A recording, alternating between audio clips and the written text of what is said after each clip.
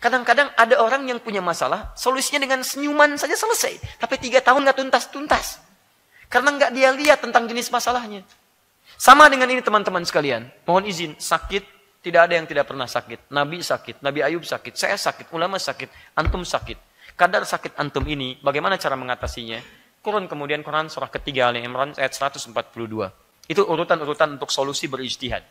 Ya, apa diantaranya? Am hasibtum an tadkhulul jannata walamma ya'lamillahu alladhina jahadu minkum wa ya'lamas sabirin. Satu, Allah dengan turunnya ujian itu ingin mengantarkan Anda ke surga dan menuntut Anda untuk serius mengatasinya. Kalimatnya menggunakan jahadu dari kata al-juhdu, punya 3 akar kata. Satu, kesungguhan merencanakan disebut dengan ijtihad.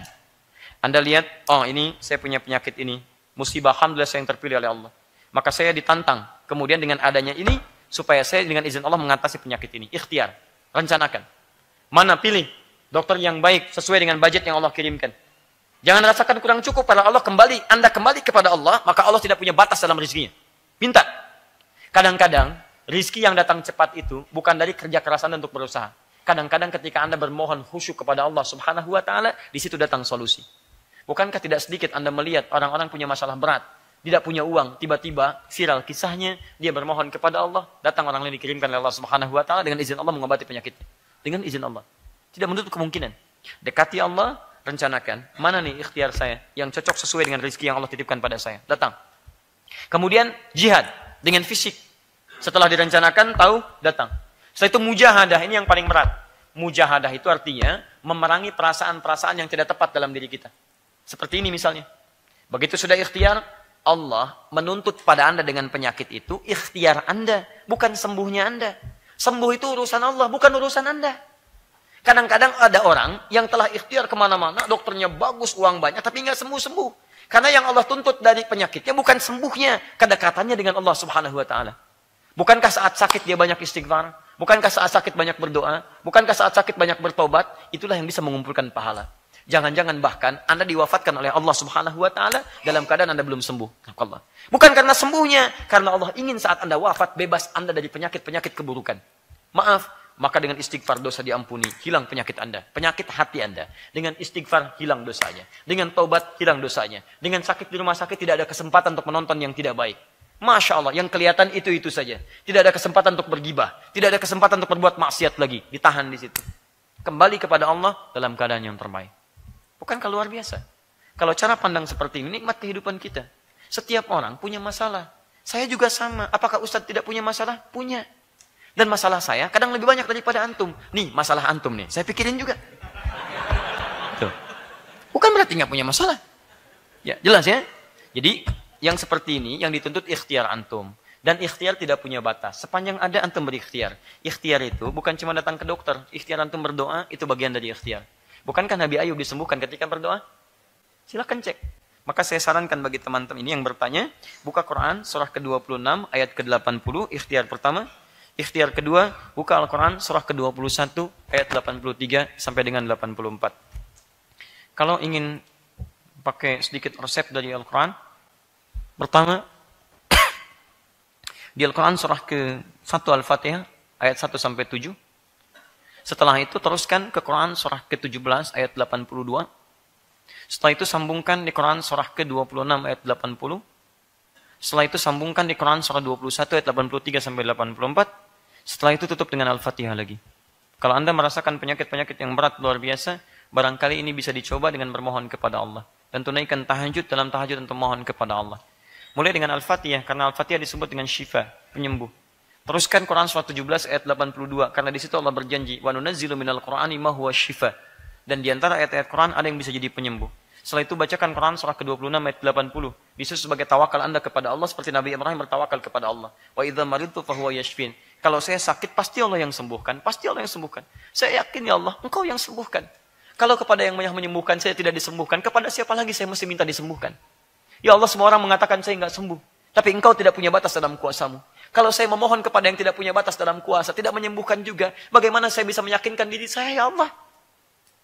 Ya Allah, kepada siapa lagi saya mesti bermohon? Minta.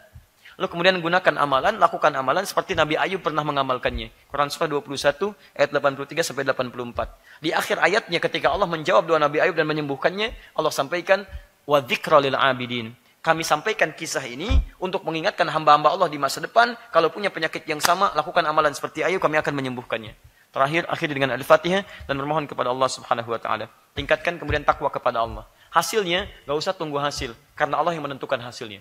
Maka ketika Anda tawakal dengan izin Allah, ketika ini Anda amalkan, mendekat kepada Allah, penyakit belum sembuh pun dalam pandangan manusia, tapi hati Anda sehat. Tenang. Pilih mana? Pilih mana? Sakit tapi tenang, atau sehat tapi gelisah. Sehat tapi gelisah, atau sakit tapi tenang. Tidak ada pilihan ketiga dan gak usah maksa. Pilih mana? Sehat tapi gelisah, atau sakit tapi tenang? Baik. Sudah.